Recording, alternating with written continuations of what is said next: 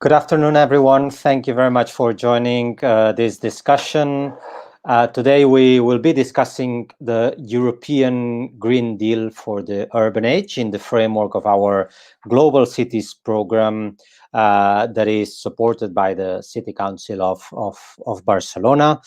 It is a pleasure today to discuss the very recurrent aspect on how to take the best out of the recovery plan, and that necessarily means involving those actors that will be very important in implementing the priorities of the recovery plan, and in the line of sustainable growth, in the line of the objectives of the Green Deal. So here, cities certainly have a say in the implementation and should also have a say in the decisions that are taken with regards to the proposals formulated in Brussels. So to do that, and as I was saying, in the framework of our Global Cities program that we lead from CDOP, we have today 4 excellent speakers who will be discussing in a live session the main priorities for cities to have a say and to contribute to what is one of the main EU priorities, the Green Deal. And that will be Laia Bonet, our 3rd Deputy Mayor of Barcelona for the 2030 agenda, Anni Sinnemäki, who's Deputy Mayor of Helsinki for Urban Environment, Wolfgang Teubner, who's Director of ECLEI Europe, and Paolo Bertoldi, who's Senior Expert at the Directorate for Energy, Transport and Climate of the European Commission's Joint Research Center. They will be moderated by Hannah Abdullah, who's our Research Fellow at CDOP in the framework of the Global Cities Program, and who has been leading this effort, this seminar, but also the publications that will follow. Before giving the floor to Hannah, let me please ask you to pay a few minutes of attention to this introductory video in which several experts will kick off the discussions on how to make cities, how to involve cities in the European Green Deal and thus make effective the European Green Deal through the participation and active engagement of cities in its development. So the video will be on now.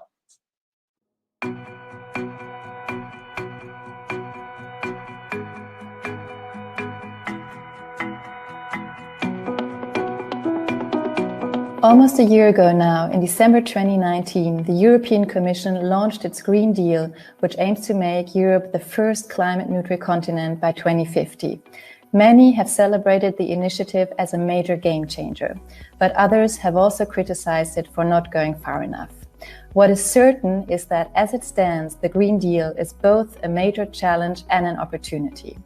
It is a challenge because it will require that almost every aspect of European policymaking, as well as local and national policymaking, is revised in terms of the imperative of sustainable green growth that leaves no one behind. It is an opportunity because major investments in the green transition can foster Europe's socioeconomic recovery following the COVID-19 crisis, as well as securing the continent's future. What is the role of cities in all this? With over 70% of Europe's population living in urban areas, cities are at the heart of the transformation that the Green Deal is to drive. The European Green Deal does not only seek to decarbonize Europe's energy system, but also its industry, transport and heating, much of which is concentrated in cities. Urban development issues cut transversally across all priority areas of the European Green Deal. An effective Green Deal will require strong partnerships with cities, the creation of direct funding channels for cities, as well as the formulation of local Green Deals by city authorities. Listen to what our experts have to say on some of the key aspects of the urban dimension of the European Green Deal. At the center of the European Green Deal is the target of achieving a climate-neutral Europe by 2050.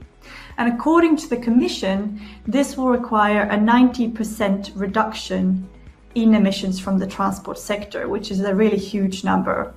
And accelerating the shift to sustainable and smart mobility is one of the 8 priority themes within the framework of the Green Deal. Urban mobility is quite weakly emphasized within the communication, the official communication on the Green Deal. For example, public transport is not really mentioned in this communication. The lack of emphasis on the urban dimension is surprising, considering that it's critical for meeting the 90% emission reductions target. Urban areas are estimated to account for around 23% of CO2 emissions from transport in the EU. However, despite this being the case with the communication on the Green Deal, the Commission's DG for Mobility and Transport are currently developing an EU strategy for sustainable and smart mobility. And this document will articulate how the 2050 target will be met in the transport sector in greater detail. The draft of this strategy does mention the urban dimension. It includes an objective of revamping the European agenda for sustainable mobility, sustainable urban and regional mobility, including things like cycling, intermodal transport, and transport on demand. And it also states that this strategy will set a pathway for the sector to master the twin green and digital transitions. So this strategy is really the key opportunity for influencing what EU policy or support for urban mobility will look like in the coming years. Cities concentrate a lot of activities that can be associated with carbon emissions and also drive the consumption patterns that shape those emissions. So the transition to sustainable energy is not something that you can achieve by a change in technology alone. You have to attend on all the interconnected changes that have to take place at different levels and affecting industries, public services, households, and people. And cities are places where these interconnections become very visible. Cities also provide a lot of opportunities for decarbonization action. For me, there's not one single actor that can deliver the transition. An energy transition requires insights from everyone, from local governments, from private businesses, from families, from communities, from industries. So the energy transition will affect every aspect of our lives, and everybody needs to be on board. And cities are places where you can have certain mechanisms for mobilizing all those voices. The European Climate Pact aims to get all Europeans involved. It wants to bring citizens, communities, organizations of every sector of the economy and society together to make Europe climate neutral by 2050. The EU Climate Pact obviously wants to appeal to European citizens' concerns about climate, but this inclusion and effectiveness ingrained in the EU Climate Pact is also a response to the new polarized and fragmented political scenario that emerged from the European Parliament elections in 2019.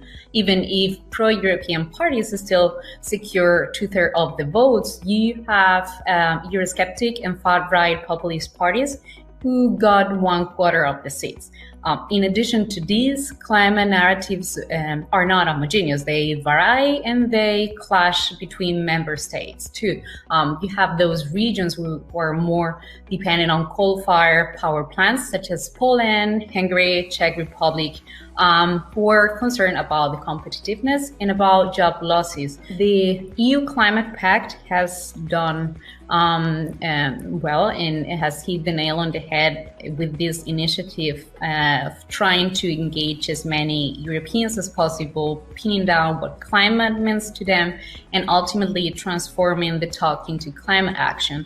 But I think the EU could better assess and respond to European citizens' aspirations, ideas, and concerns if they recognize the role that cities can and should play. cities have rallied to respond to the devastating effects of climate change, and they're leading the transition to a low carbon future in Europe. The combination of their vulnerability to the effects of climate change and also their prominent role in energy consumption mean that they can and that they will take a leading role in leading climate action. In fact, in Europe, they are today responsible for 70% of climate mitigation measures and 90% of climate adaptation measures. So the EU could, through the EU Climate Pact, partner with cities and to make sure that they are meeting the objectives that they are striving for. Green Deal represents a major shift for European environmental policy, and the action and access of finance at the city level will be key to achieve the program's ambitious targets. Well, first, the majority of the finance available for the EU Green Deal implementation will be likely channeled through existing EU funds and institutions, but more information is still needed to understand whether this delivery mechanisms and funding commitments, one, will be sufficient for the European Union decarbonization targets, and secondly, if they will actually be a game changer to address the city needs, including to urban climate smart infrastructure.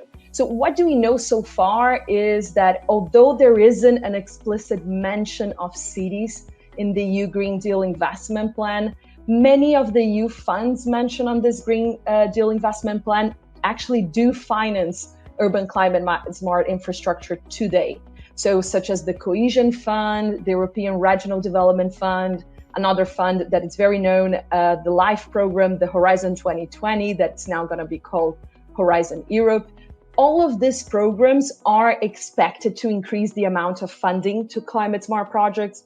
So we might expect an overall funding for cities to increase beyond those past levels as the funds are increasing. One key improvement that you could do to cities to have access to climate funds would be responding to political constraints. So we would be simply simplifying it and expanding the access modalities for EU funds. This could be a goal during the preparation period of every programming period. So making more direct access funding channels available to cities. So in parallel, another solution could be expanding the key urban relevant programs in funds such as the Horizon 2020 and LIFE, while also mainstreaming urban action across programs that would be important to increase city level climate action. A third key improvement, in my opinion, would be basically on project preparation facilities. Like they should be definitely strengthened to respond to capacity building constraints in cities in Europe. These facilities, while accessing city officials, they could also be a potential source of knowledge about the EU funding opportunities. So at the same time that they will help cities in Europe to have bankable projects and to build on the climate resilience and the climate smart projects, they could also help to solve the knowledge gaps for many of the EU municipalities.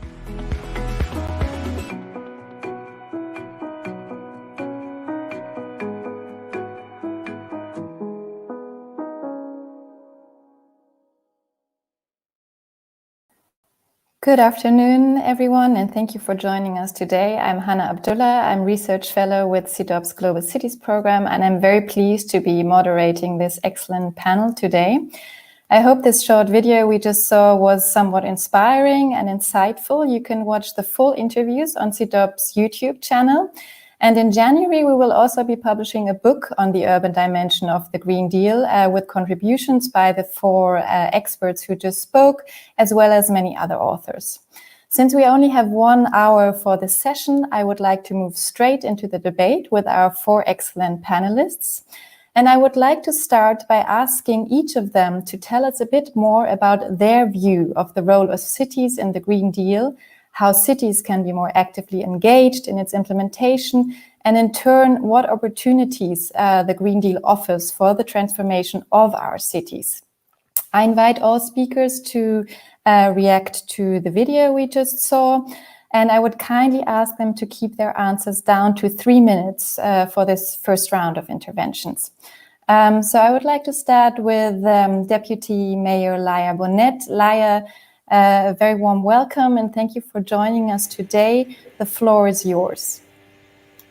Thank you, Hannah, Paul, and Agustia, and the CEDOPS Global Cities Program for hosting this panel.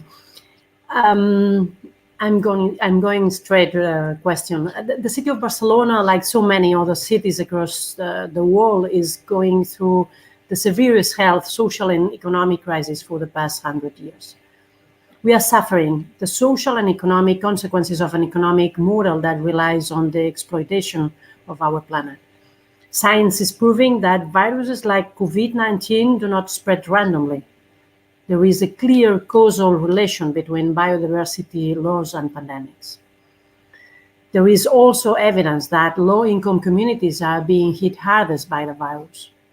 Poor housing conditions and physical work models are causing a higher infection and mortality rate in neighborhoods that were already worse off. The socioeconomic crisis is also disproportionately affecting low-income communities, women, and informal workers. In Barcelona, for instance, the increase in the unemployment rate in lowest income neighborhoods is 6 times higher than in wealthier areas. These are the same communities that are also being most impacted by the global warming and will continue to suffer the worst consequences of the climate crisis if we do not act. It is urgent that we change the way we relate with our planet, our production and consumption models, and our economies as a whole. In cities, combating the climate crisis also involves transforming the urban fabric. In Barcelona, just this week, we announced a plan to radically turn our public space into an asset for the ecological transition. We need to reduce the cars on our streets and bring more people in. And for that, we will scale up the superblocks that have already been implemented. We expect this plan to make a decisive contribution to a greener and more livable city, but also bring new hopes to the local retail.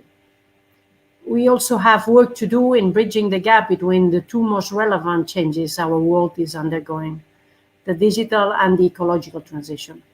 These two processes are often addressed as silos. However, the truth is that digital infrastructure leaves an important carbon footprint, and also that we won't be able to transform energy models without digital innovation. In this context, what does the European Green Deal mean? First and foremost, it means political commitment at the highest level, and therefore it means that cities are not alone. Transformations that we promote in cities are relevant for improving the quality of life in our neighborhoods, but we need to acknowledge that urban policies alone cannot radically reduce emissions and adapt to the effects of the climate change. We need national and European industrial conversion and energy transition policies to succeed. Second, the European Green Deal is also a commitment towards a socially just transition. We need to protect the future of our planet without endangering the livelihoods of today's generations. These are not incompatible priorities, but a true economic commitment is needed to decarbonize our cities without leaving anyone behind. This is precisely from Barcelona our main request to the European Commission. Cities should have direct access to the Just Transition Fund and other financial tools to allow for compensation mechanisms and policies for communities whose livelihoods are at risk due to the ecological transition. In short, the social and environmental dimensions of the climate crisis cannot be decoupled. And the European Green Deal provides us with the right policy approach and resources towards carbon neutral and socially cohesive cities. Thank you very much, Laia. Thank you for highlighting the connection between the ecological and digital transition, for also stressing the importance of giving cities direct access to the Recovery Fund and the Green Deal funds that will be made available. I would now like to move on to our second speaker, Wolfgang Teubner, who's director of ICLE Europe, one of the world's leading city networks working on climate issues. Wolfgang, we're very keen to hear your views on the Green Deal and the role that cities should play in its implementation. Thank you, Hannah. Well, I mean, I think from our view, the Green Deal is, as already was mentioned, I would say, for the first time, kind of coherent political vision for the European Union, to respond to the global challenges, both in terms of climate change, but I think more biodiversity, but also sustainability as a whole. However, it still is, of course, a vision that has to be implemented. And I think as yet we have to see how the legislative and the regulatory frameworks are basically adapted to that. I mean, there are things on the way, the climate law, the Climate Pact, the biodiversity strategy, and the sustainable transport and mobility white paper, and a lot of these things have been mentioned, but they're not yet there. So I think it's still, shaped. At the same time, I think there are. You have to acknowledge that cities are responsible for 1/3 of public spending, and they are handling 2/3 of investment, public investment. And I think this is a key factor here, because I mean, what we are talking about, if we are serious about the goals that are formulated, is a quite dramatic transformation in our society, which is not only a technological one. I mean, smart solutions have been mentioned, the changing of the energy system have been mentioned, but we also have a lot to do, of course, in the protection of biodiversity and also in terms of the general, I think, also health and quality of life issues here. And therefore, I think this can basically only be achieved from on the local level, and also through basically a local perspective, because we should not be mistaken. And I think this was partly mentioned, that of course we have also quite a few challenges concerning social equity and equality in our societies, and certainly the big structural changes that are lying ahead of us are potentially even have a potential to aggravate these inequalities. And I think we have to have a clear perspective on this, and to basically focus a bit on not losing the society by creating social hardship, but by taking this very much into account on the measures, and to keep basically the social cohesion, and to align people and stakeholders behind this vision. And I don't think this can be done basically from a European level directly. I think we need intermediaries, and for me, in that respect, cities are key. And that, as a consequence, of course, this means also cities need to be involved in shaping the Green Deal. I mean, everybody talks, of course, cities are important to implement the Green Deal and for achieving the goals. But in order to be able to optimize the potential of cities should also be able to shape the Green Deal. And this means not only having direct access to finance, that was already mentioned, but also having a say in the regulatory and fiscal frameworks that are basically also formulating the space in which cities can act. And I think this needs a multi-level governance effort, both in terms of the frameworks as well as of finance, in order to align all the powers behind that. Thank you. Thank you very much, Wolfgang. Thank you for stressing the importance of multi-level governance, not just in the implementation of the Green Deal, but also in its design, and that cities need to be engaged from the start if they're really meant to help engage local actors and local stakeholders. And if this Green Deal is meant to be, well, not leave people behind, basically, cities need to be engaged from the start. I would now like to move on to Helsinki. We have with us Anni Sinemaki, the Deputy Mayor for Urban Environment of Helsinki. Anni, thank you very much for being with us today. It's very good to have a Northern European city represented alongside Barcelona. Helsinki declared itself the world's most functional city. And at the core of this notion of functionality is really the creation of a more sustainable city. From the perspective of Helsinki, how do you view the Green Deal and the role of cities in it? Good evening, everyone, and warm thanks for inviting me to join this discussion that I think really goes along the lines and touches topics that we have been actively discussing in Helsinki this autumn among us, among the community, and also with the current government of Finland. And greetings from Helsinki to everyone. I think that I do agree with many of you with the fact that I think we can be relieved and happy that there is a clear European framework with climate targets and with a new system being implemented regarding financing the transformation of the economy. And I also do agree that we need all the levels together, the European, the national, the city level, and also different stakeholders like the political administration, but also then innovative companies and communities, be it in a city level as well.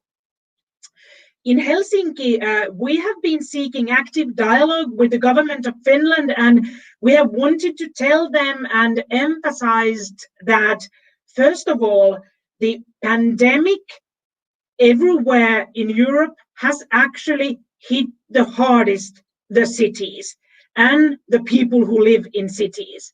And that is true also in Finland, where the epidemic has not been as severe as in many other countries, but in our scale as well, Helsinki and the capital region, we have had the greatest number of patients, and of course also unemployment and the effects on economy have been the hardest in the capital region.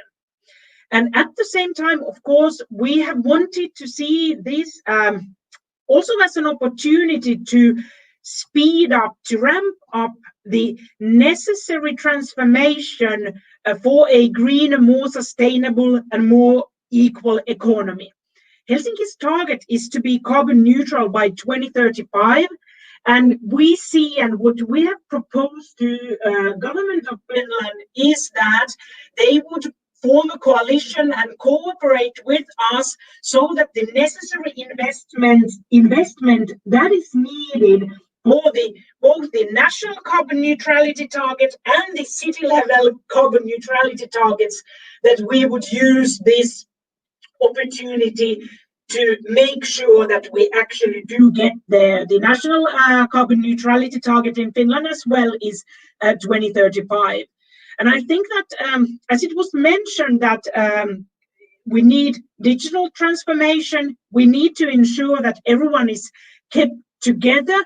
And also, of course, we need more traditional investment, be it the cycling infrastructure, be it also the more traditional public transport investment.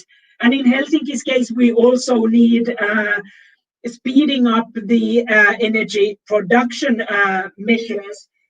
We still have coal power plants that we have a timetable how to get, when to get rid of them, but also there we see that we could speed up this development if we would work with these funds together with the government of Finland. Thank you. Thank you, Anni. It's very good to hear that you managed to collaborate so closely with the national government of Finland in setting your carbon neutrality targets, and you're both aiming for 2035, so you're actually more ambitious than the European Union. That's very interesting to hear. I'd now like to move on to our final speaker for this first round, Paolo Bertoldi, who's a senior expert at the Directorate for Energy, Transport and Climate at the European Commission's Joint Research Center. Thanks for being with us today, Paolo. We would be very keen to hear a bit more from you about what the Commission is thinking about and how are they talking about how cities could be more engaged in the Green Deal. And good afternoon to everybody. Thank you for inviting me. Certainly, the role of cities in a climate change discussion, but also in a sustainable development inside the Commission has increased over the year, and now I think is the forefront, recognized as a key player.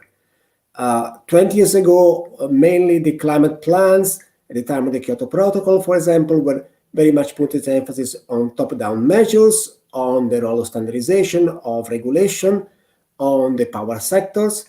Now, already we see that the Paris Agreement has changed with a truly bottom-up approach, where all the nations are called to do their own part and their role, and the role of cities is also recognized in this process.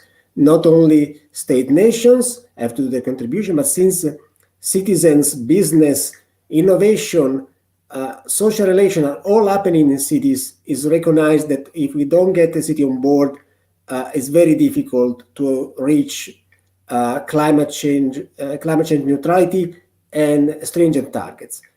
And this experience in Europe has been growing as well, and is much more recognition. The Commission has supported for the last 12 years the Covenant of Mayors, where 10,000 cities in Europe are already committed to at least match the EU climate change goals at 2020 or 2030. And as already we heard from Helsinki, some cities are already announcing climate neutrality goals by 2035, 2040, 2050, so much more than the EU is doing.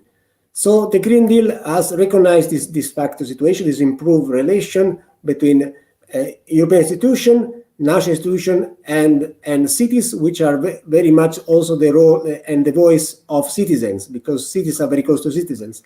So it's not only cities, but it's cities, local business, citizens, all the important players which make or fail the transition to climate change or climate neutrality.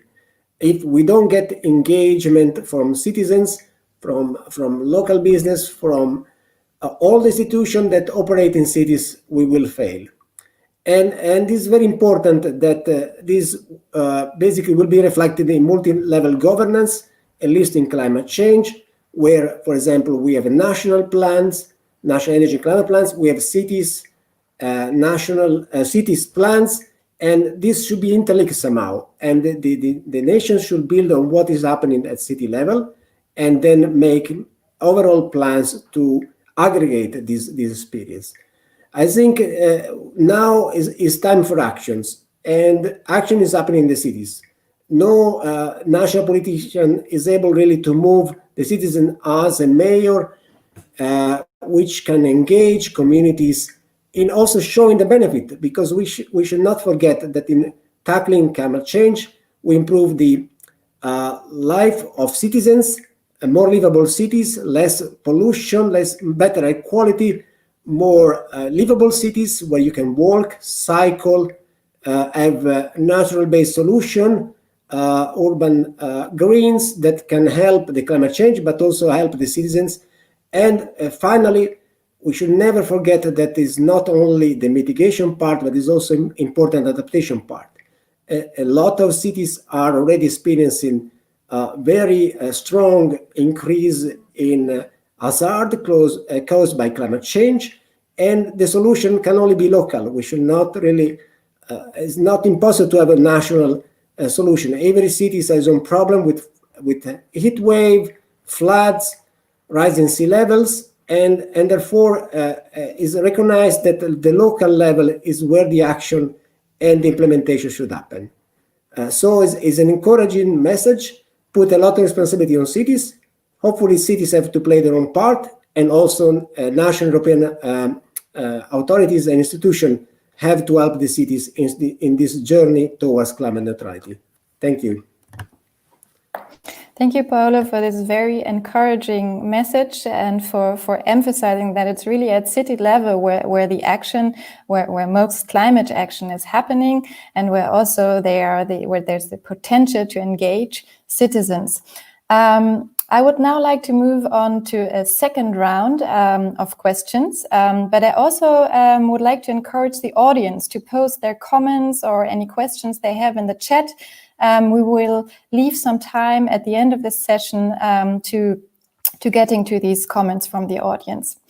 So I would now like to move on to some more specific questions for each panelist. And Paolo and Wolfgang, I would like to ask some questions related to EU policies and programs, and then I will move on to Laia and Annie to learn a little bit more about how their cities, Helsinki and Barcelona, are preparing to work with the Green Deal in more concrete terms. And since we're running a bit late, I would kindly ask all the panelists to keep their interventions to 3 to 4 minutes. My first question is for Wolfgang. Wolfgang, last month, ICLE, your city network, together with the mayor of Mannheim, the German city, presented the so-called Mannheim message to the European Commission, in which you stressed the importance of engaging local authorities and stakeholders in the delivery of the Green Deal. In this document, you speak of the need to create so-called local Green Deals. In your view, what are the main policy changes necessary at EU level to empower cities to develop such local Green Deals, and how is ICLE supporting cities in this process? Well, thank you, Anna. Well, in the first instance, I think the Green Deal in its I would say integrative potential, which means as I said, we have from transport to food to biodiversity to adaptation mitigation.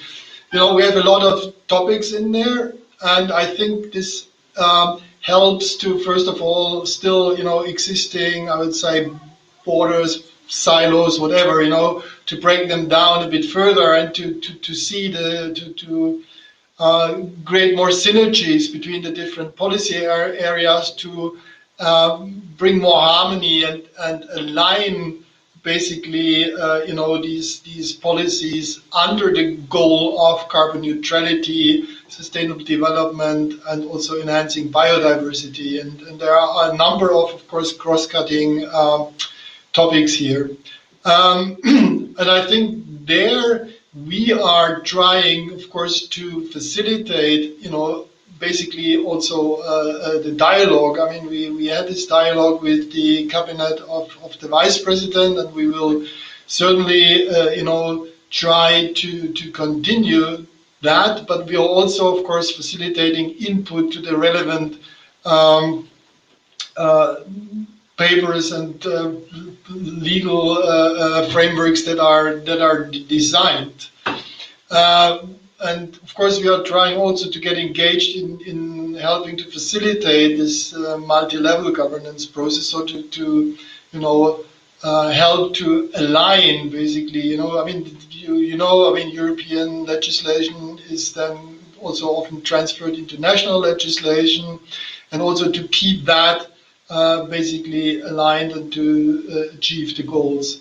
Secondly, we are trying, of course, to support local governments in also facilitating this integrate. So horizontally, one process is more the vertical one, the other one is a horizontal one, which means also to align stakeholders and citizens behind this goal, but also, of course, to bring the different relevant strategies on a city level, which are often there but not always well connected, together, and also seek to improve them by creating synergies and potentially adapt them to the framework of the Green Deal.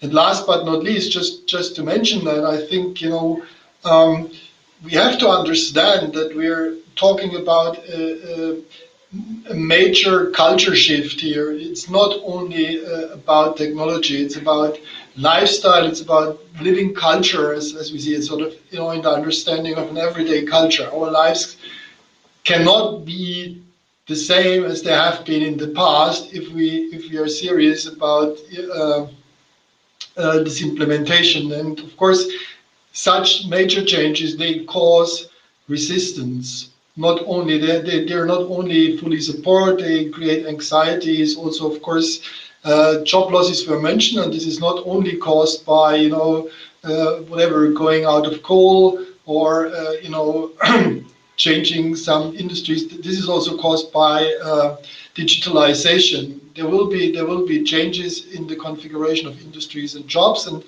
this has to be managed. And I think it has to be managed together with the people, and of course it has to be managed in a local context. Of course, with the support of European and national level, particularly financially, because it's of course not possible for cities, to manage these things on it. They need the support and the help across the levels. But finally, I think, to keep the societal cohesion and to change some, everyday living culture and also communicate the benefits at the local level will be crucial, and we are here to support this process.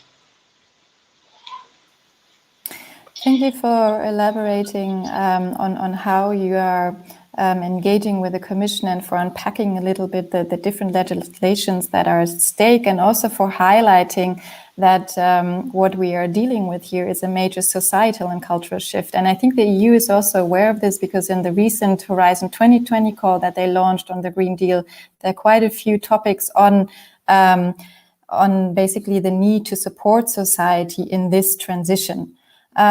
I would now like to move on to asking a question to Paolo about programs that are currently being developed by the Commission to better engage cities. And I already mentioned Horizon 2020, but in a recent report that the new EU Mission Board for Climate Neutral and Smart Cities published, they proposed to support 100 European cities in their systematic transformation towards climate neutrality by 2030. And if this plan were to be put into action, it would really make these 100 cities innovation hubs and front runners in the delivery of the Green Deal.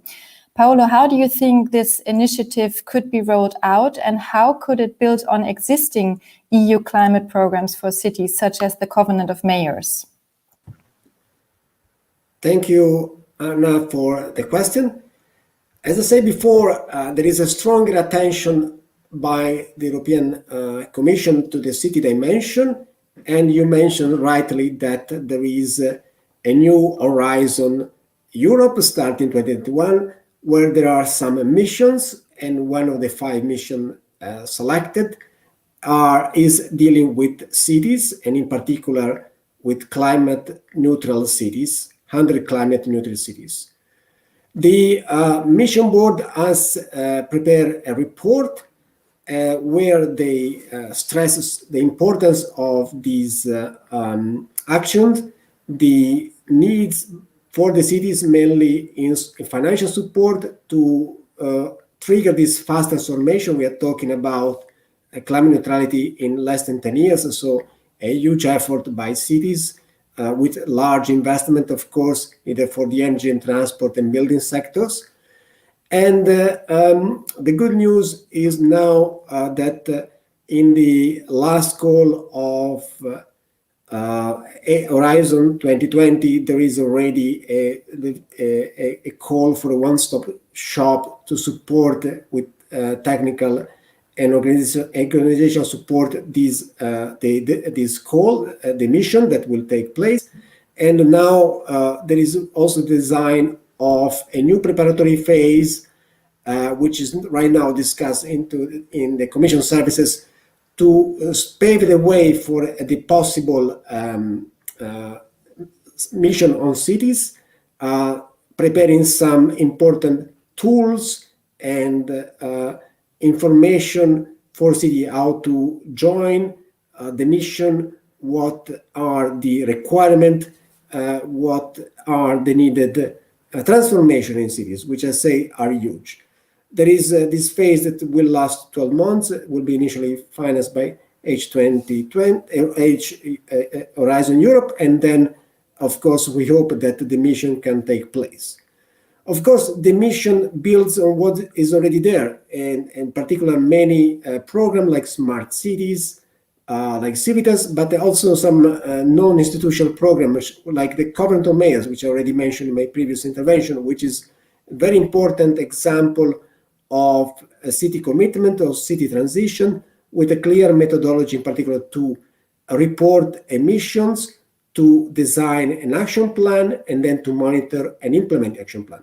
I think what we want is not just commitment important, but what is important then is getting to the target through a number of key actions in the cities, in the various sectors, engaging the citizens, and this is also very much stressed in the mission that there is a role of citizens, which I already mentioned, is key to reach and implement the climate neutrality. So it's very good that the city have another opportunity to get finance, to get support for a transition toward climate neutrality. And this shows again the importance in the new multi-annual framework program of cities and cities programs, and also showing the strongest and highest support for cities, also from a financial point of view. Thank you. Thanks, Paolo, for elaborating on this new program of the EU and on the new mission board for climate neutral and smart cities.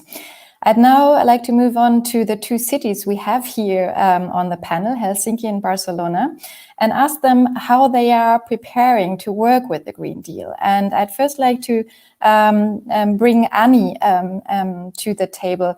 Annie, you already mentioned that Helsinki's ambition is to become carbon neutral by 2035. How do you think Helsinki will benefit from the Green Deal in its goal?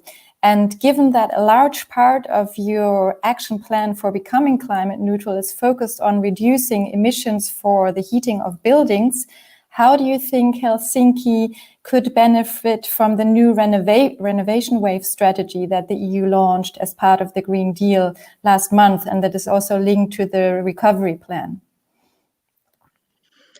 Thank you. Excellent questions, I would say.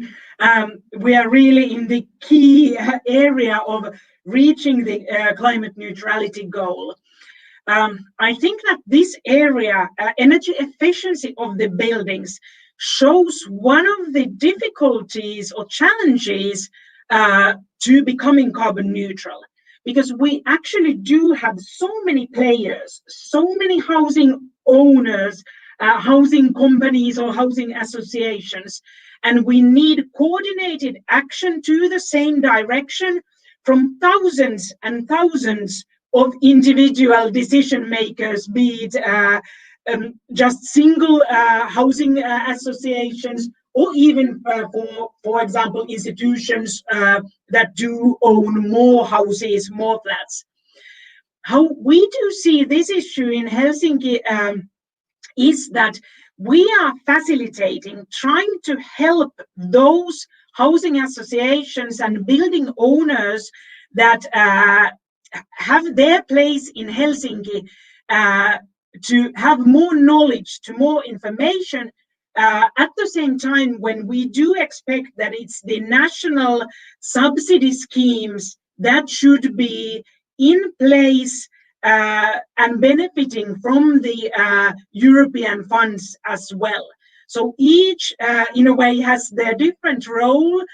We have just made a decision on next year's budget, and we are increasing those people who can help housing companies to put their renovation plans to be as energy efficient as possible.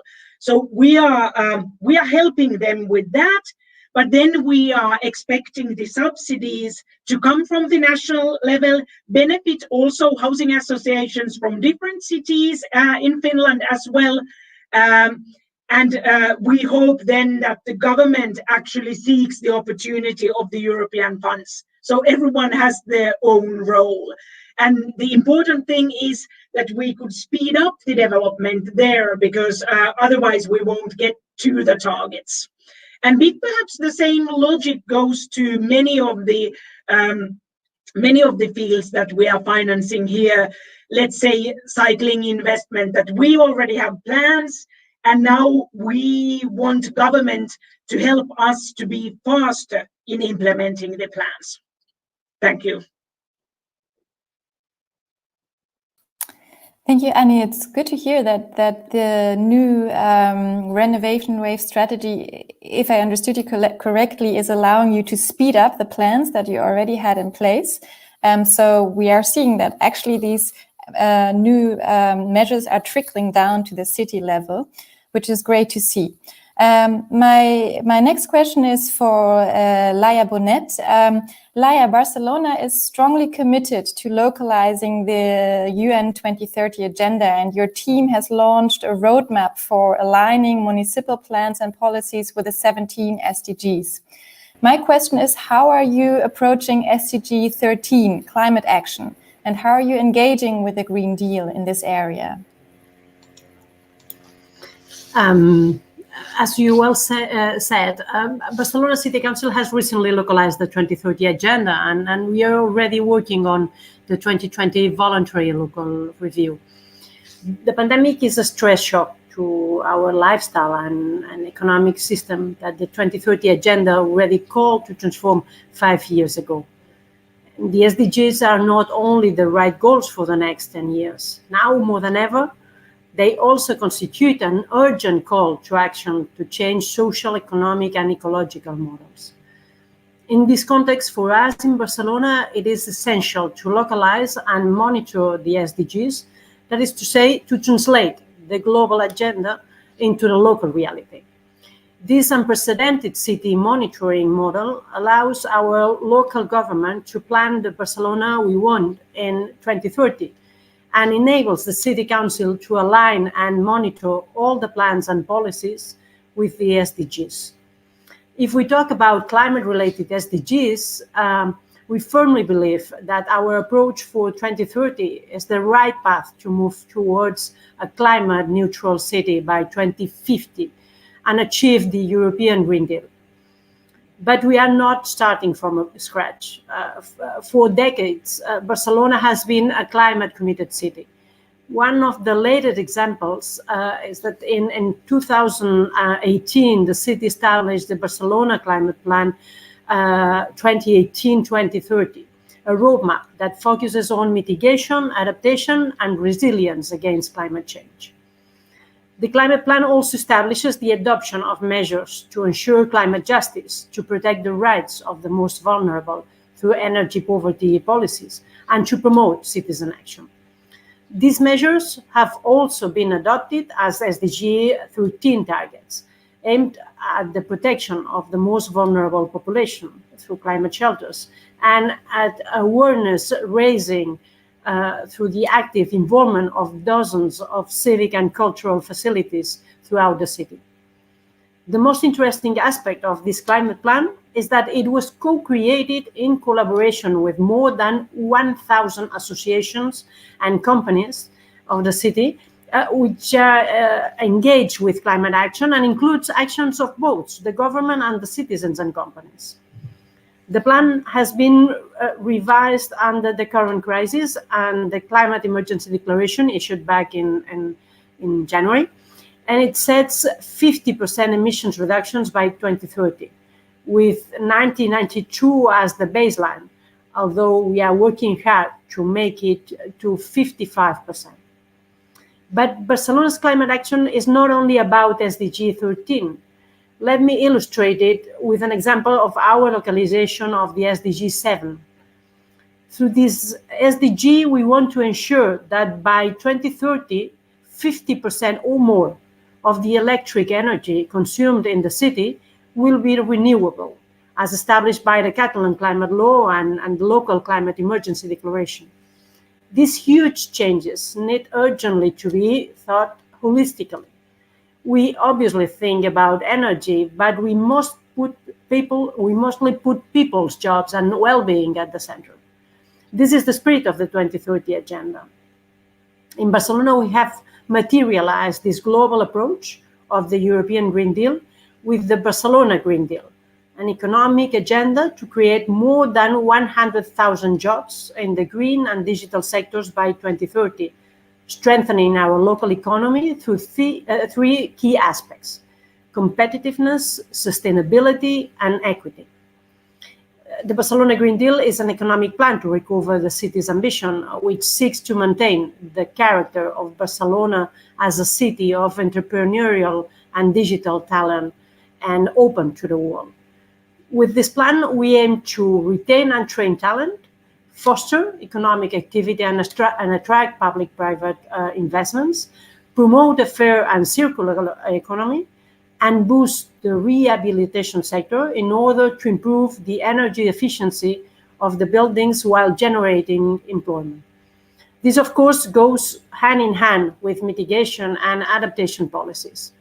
These three pillars, adapting the city to the effects of climate change, reducing emissions, and transforming the economy, are key pieces of our climate and economic policies and the basis for Barcelona's engagement with the European Green Deal.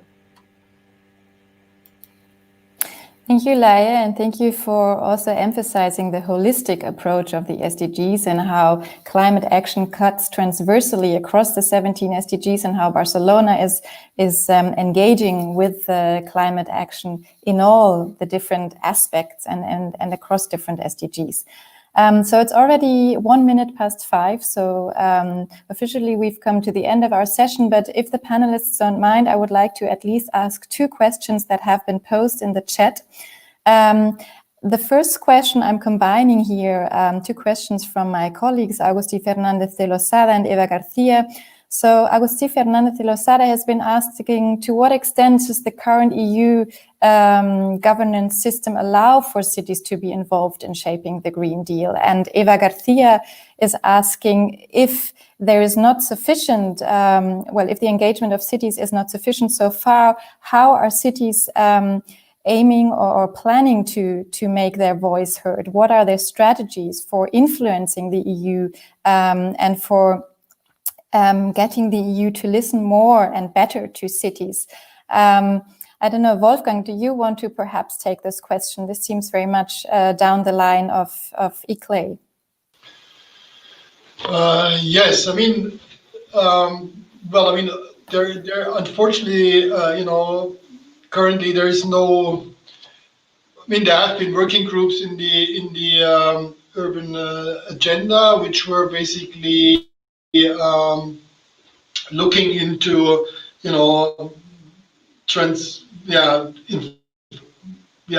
dialogue to improve, legislation and better finance, better legislation, but it didn't quite, I think, achieve its goal, although it was supposed to have, the Commission on board, national governments and cities. So this dialogue did not necessarily, in my personal view, result in a lot of legislation, also because it was, I would say, decoupled from ongoing legislative processes. I mean, there were more in meetings to get new ideas for approaches and these kind of things, which is not a bad thing at all, but not quite. So in principle, it's all about getting into dialogues. And I mean, we have by now, and Paolo Bartoldi was mentioning the Covenant of Mayors several times. So we have a political board that is then having regular dialogues with, particularly, of course, the commissioners for energy and climate. But there will also hopefully be a dialogue with the vice president soon. There is, of course, the opportunity to get into talks and dialogues and formulate positions towards legislation. But I think the critical point is less the Commission. I mean, I think we all know that the big decision-making body is still the Council, and there I think we have to improve, the facilitation of the process, also to talk and channel messages and positions for cities through through the council and not only to the commission, because I mean the commission of course provides the drafts of the legislation, but then it's going to be discussed of course mostly between the parliament and the council, with still the stronger position of the council. And I think there we should put a bit more effort and focus on that level. Thanks. That's very interesting what you say about the council and how city networks and cities should increase their communication towards the council. And a final question before we close this session is from Sonia de Gregorio. Sonia is a professor based in Madrid at the Technical University.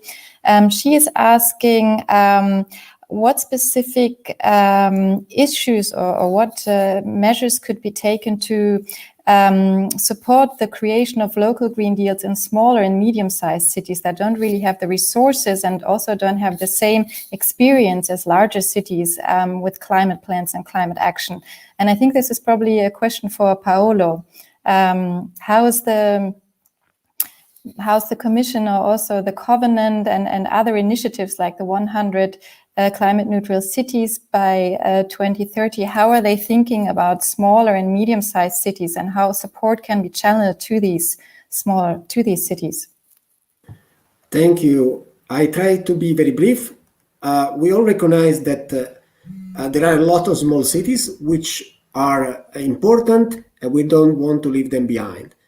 We know that cities like Helsinki, Barcelona have been leading example since the 90s. In fact, when we launched the Covenant of Mayors, we will interact a lot with the city of Barcelona, learning how they did their plan, lesson learned, methodology, etc. But the Covenant has shown that the real engagement is coming from smaller cities, and out of 10,000 participants, 9,000 are small cities, some down to the 1,000 inhabitants. What is important is that large cities at the center of a province or regions help the smaller cities, help them to provide them data, support. They can become territorial coordinators, helping the smaller cities to formulate a plan, to share as data, resources, and this could be done at provincial and regional level. So there is a continuous from the smallest city to the largest cities to the province, regions, and nations. And we want to see more and more multi-level governance, in a sense, not only to decide, making everybody important, but also in sharing resources, capabilities, and support. So only with this transformation from a centralized system to a decentralized system where each player is responsible and put in place to take action with the support of the higher level of governance, we will reach the target. So it's very important to also mention that in the discussion of who can participate in the missions that will be launched under Horizon Europe, there is no preclusion for smaller cities. And in fact, we want really to have a program which is open for all and not, I would say, the usual suspect, the cities who are leading the climate change, that know how to do it and they're already doing. Thank you. Thank you, Paolo. And I think that's a very nice note to end on. And thank you all for joining us today. Thank you again to our wonderful panelists, to Annie, Laia, Wolfgang, and Paolo for your great and insightful contributions to this debate. I hope to see you soon again on this platform or another one. Thank you. Bye-bye.